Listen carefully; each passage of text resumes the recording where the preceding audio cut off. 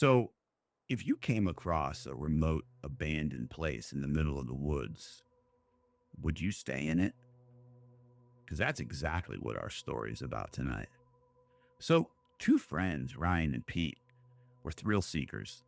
They often explored remote or abandoned places. So, they hear this crazy rumor of an old cabin deep in the woods online.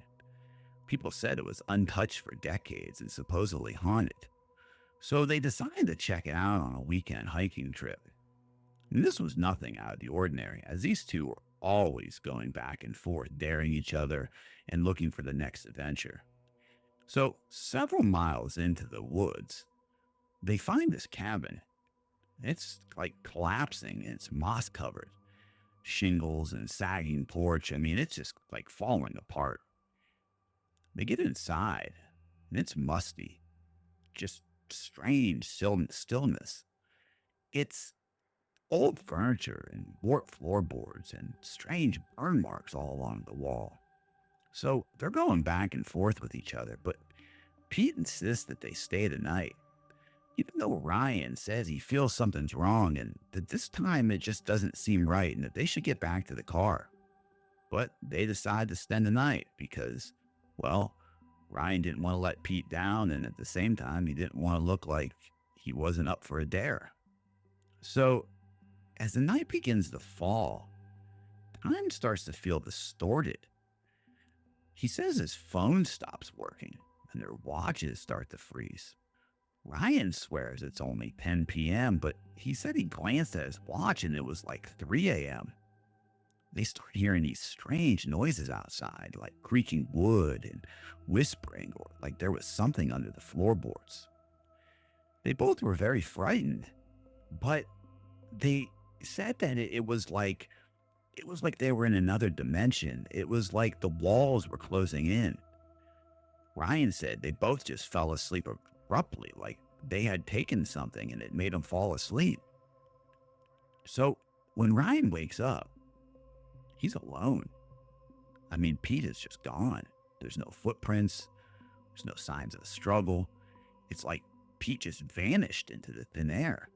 So Ryan starts searching frantically. Just can't find him.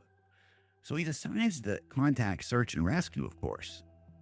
Multiple teams, I guess, combed the area for days, but there was no trace of Pete.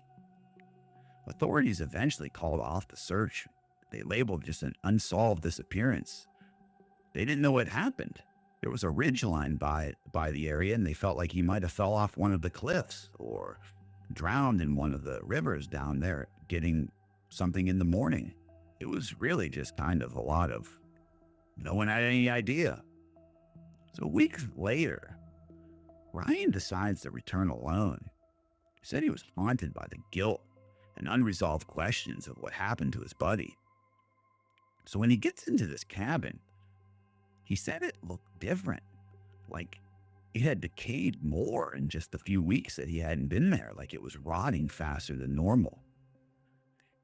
While inside, looking for clues, he notices this knot of wood on the wall. And at first, it didn't really catch his attention. The more he kept looking, it's like his eyes kept going to this wall. So when he goes over to it, he realizes that this knot of wood on the wall resembles a screaming face. It's like contorted with its mouth eyes bulging in terror. And strangely, it looks a lot like Pete. The face appears to shift slightly when he looks away, but then when he looks at it again, it's like it's staring at him. So Ryan takes a photo of this and posts it online. And I guess the comments came in flooding, saying that places that are haunted can literally absorb you into their realm.